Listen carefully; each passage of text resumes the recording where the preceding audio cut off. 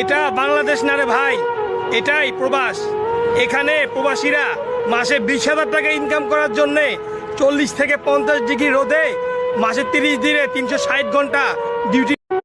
একজন প্রবাসীকে কেউ কোনোদিন না বুঝতে পারছে, না বোঝার চেষ্টা করছে। সবাই স্বার্থের জন্য খবর নিছে, স্বার্থ ফুরাইছে, সবাই ভুলে গেছে। শেষে ওই প্রবাসীটারই বদনাম হয়েছে।